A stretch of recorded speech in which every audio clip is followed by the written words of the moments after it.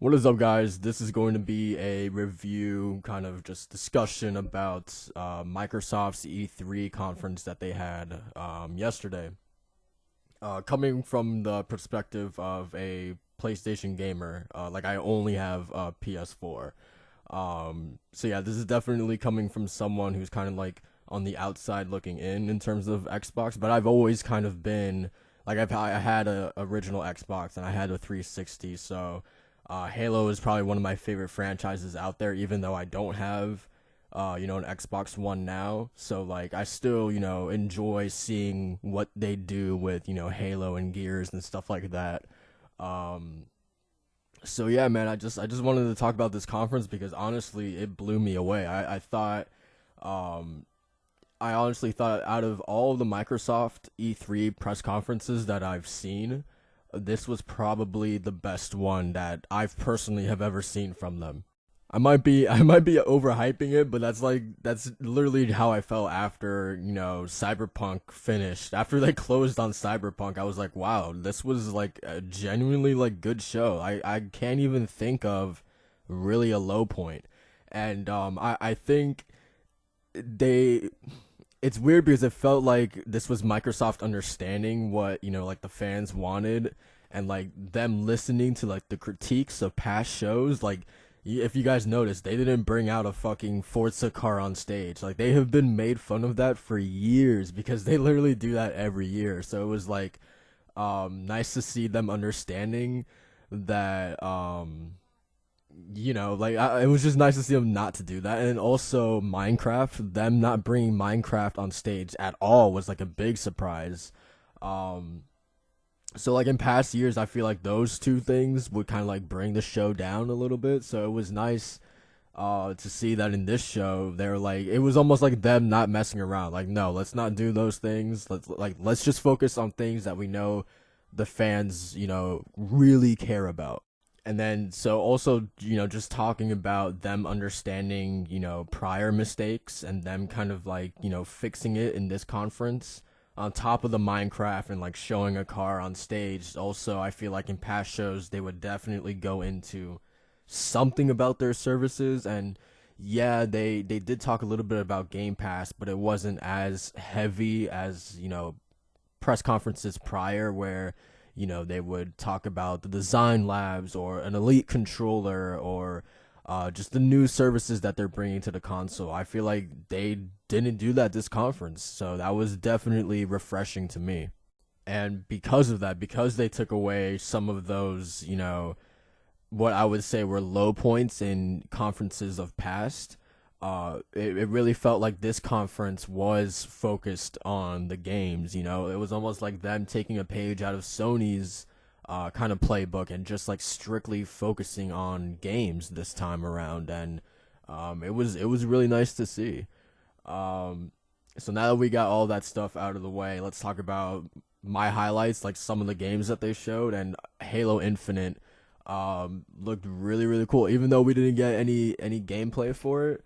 Visually, man, the new engine that they're using, they're no longer using the Bungie engine.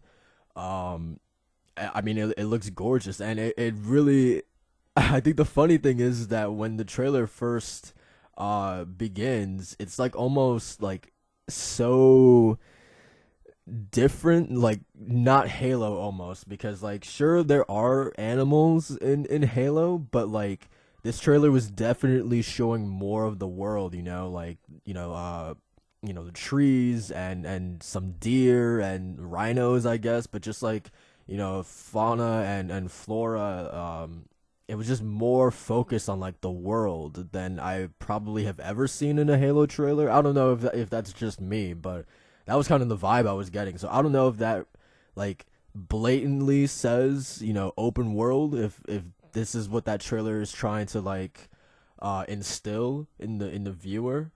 Um but I don't know, that's kind of that was my biggest takeaway from it, just like the world that they were showing off, and I really really liked that because it felt different for a Halo trailer. And then just that little Master Chief tease at the end, man, was all I needed. The kind of new armor, um, and also I don't know if it was just me, but Master Chief certainly looked a lot skinnier in that one shot, or has his legs always been that skinny? Like I don't know. And also the music, man, and then just the environment in general, like reminded me of Valhalla from Halo 3, and at the same time, like the first level from, or not the first level, but one of the earliest levels from Halo 1 as well. So like it definitely feels like OG Halo, like maybe they're taking it back to its roots. I don't know, but I thought it was definitely a strong tease for Halo, and they need some goodwill after the reception of 5 for sure. So I thought that was definitely exciting. So yeah, Halo Infinite was definitely a highlight for me. Some other highlights, definitely Devil May Cry 5. I mean, just looking at this like insane combat on the current gen hardware, um, is like, oh, dude, my nipples are hard, man, just looking at this, honestly. Yeah, it was funny because all the rumors were saying that this game it was going to be associated with PlayStation. Not only was it going to be on PlayStation's E3 stage, but it was also rumored to be an exclusive, and it was just like turning those rumors on its head. It was like, no, dude, this is on Xbox as well, and it's on Xbox's stage. So yeah, that caught me by surprise. So yeah, Devil May Cry looked awesome, and just this ending, man. And then the developers coming out on stage and saying that they think this is the best game that they've ever made, and I believe it, dude. I believe it for sure, man. It looks insane. So yeah, Devil May Cry 5 obviously was a highlight. Um, some third party announcements like Dying Light 2 was awesome. Metro continues to look awesome as well. Um, Cyberpunk as well, man. I didn't even talk about that, but Cyberpunk just like if I have one little nitpick, I wish I saw. We got to see what the actual game was because there's rumors that it's a first person shooter, but like there's a part of me that wishes that's not true. I want it to be a third person, but who knows, man. But just to see that world, man, I love just like cyberpunk in general, from Blade Runner, The Matrix, and Ghost in the Shell. Ghost in the Shell in general is my favorite anime of all time. Um, and mostly, not just because of the character of Motoko Kusanagi herself, but just that world, just how eerie and just weird and uncomfortable that world makes you feel. And I'm definitely getting that vibe from the trailer that Cyberpunk got. But the huge difference between Ghost in the Shell and from what I'm seeing from Cyberpunk at least is Ghost in the Shell is so dark and drab and dreary for obvious reasons, but Cyberpunk is almost like the opposite of that. It's like so vibrant and colorful. So it was really interesting to see that kind of distinction between the two. And obviously it's CD Projekt Red, man, so I'm excited to see an RPG in a cyberpunk setting. Just like it excites me to no end, man. It looks awesome. Uh, I guess another nitpick. I wasn't really feeling the main protagonist. Um, yeah, I wasn't really feeling him, but I don't know. Maybe he'll grow on me. But yeah, I guess for anything, those are my two little nitpicks. Is just I wish we got to see just a little taste of gameplay, and then I wasn't feeling the protagonist as well. And then also it was nice to see some Japanese support. Like finally, Xbox is trying to get some Japanese games, so it was nice to see, the first ever Kingdom Hearts game on an Xbox console. Probably the worst place to start, but I mean they really have no choice with 3. But it's nice to see Kingdom Hearts on there. And then Nier Automata making its way to Xbox. If you guys haven't played it on PlayStation, you need to play Nier Automata on Xbox. Like this game was one of my favorites from 2017. Um, Such a great game, man. It's such a weird, out there, unique game that I don't think I've ever experienced a game like that before. So for sure, I recommend Nier Automata if you haven't played it. So yeah, that was great. And then Gears 5, I thought looked really, really cool. It kind of grabbed me right from the beginning of the trailer. I like how they didn't just start off with like a gameplay demo, like they just showed a nice, cutscene, and then showed a little bit of gameplay afterwards. I thought that was a nice kind of change of pace. Um, Kate as the main playable character. I don't really know anything much about Gears 4. Um, so I don't. Yeah, like I said, I'm just um, talking from what I see currently. But yeah, I don't know. I don't know how people feel about her as the main character, or just in general. I mean, is this a good thing? Like, I don't know. She seems pretty cool. But yeah, man, I don't know. It looked pretty cool. Um, so yeah, that was Gears 5. That, like I said, looked pretty cool. And then I guess probably the biggest moment in the conference for me, and without the whole first party announcements, this conference was already like really good in my opinion.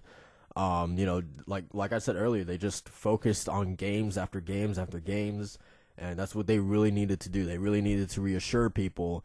But then came, in my opinion, the kind of drop the mic moment, which was Phil coming out on stage and just saying, "We bought this studio, we bought this studio, we bought this studio, we acquired 5 studios." Um, so they're building one from the ground up, the Initiative, which we kind of already knew. The whole David or Dale Gallagher, I don't know his name, was probably going to be in charge, the head of his own studio, right? So that was cool to kind of see that. Playground Games, which was kind of rumored. Undead Labs, smart, makes sense. But the one that literally shocked me and made me like blew my mind when I was watching this conference with my friends was Ninja Theory.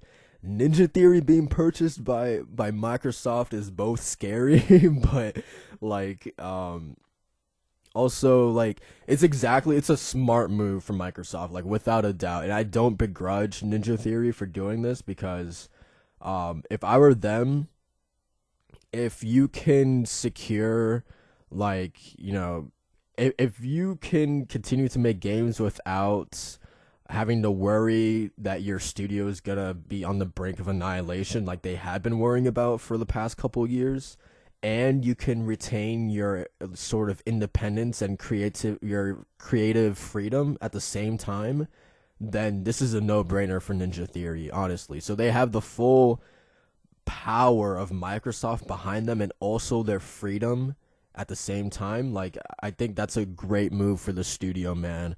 And yeah, it was a complete shock. I don't think anybody saw this coming because Ninja Theory was so vocal about them wanting to keep their independence, right?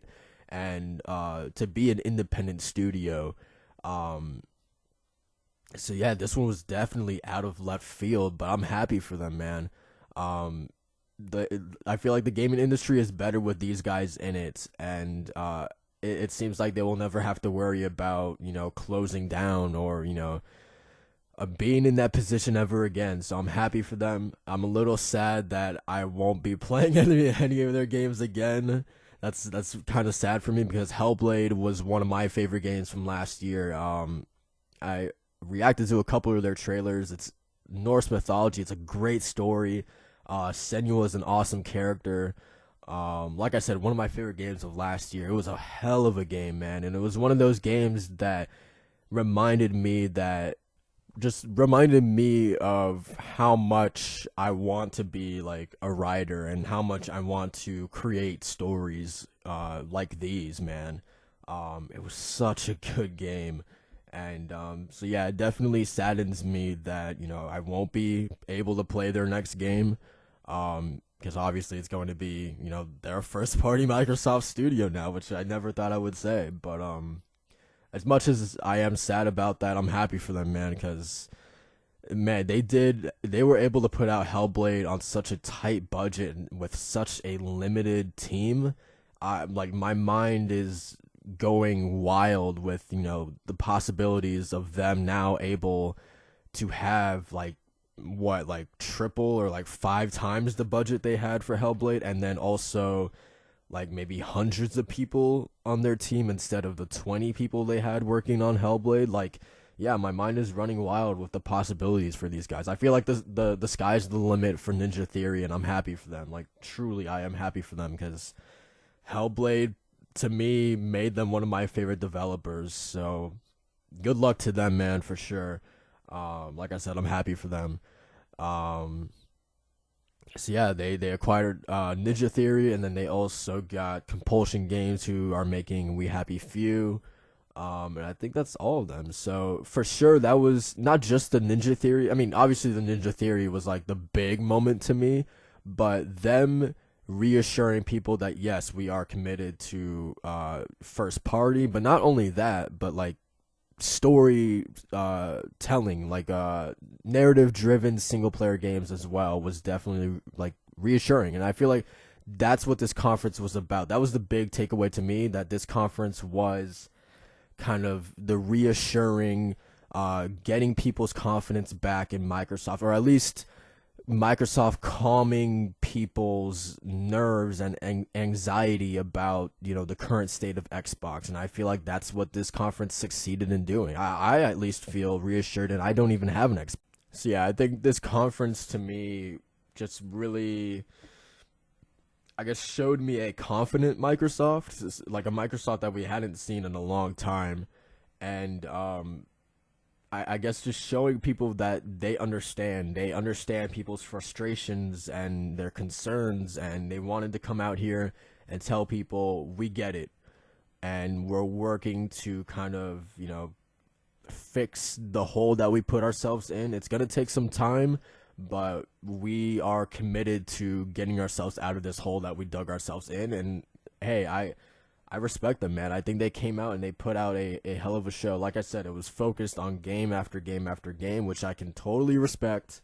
And just the announcements of the first parties that they're adding to their catalog was great to see. That commitment to first party, reassuring the fans. It was a great show, man. I honestly cannot even think of a low point. That's how good it was to me. So yeah, from Halo Infinite to Cyberpunk to Gears to Ninja Theory to Dying Light 2, Devil May Cry 5, like top to bottom, man. I thought it was a hell of a show. Um, can't wait to see what Sony does. I'll do a review for Sony's show tonight. But yeah, man, that's it for this video. Good job, Xbox.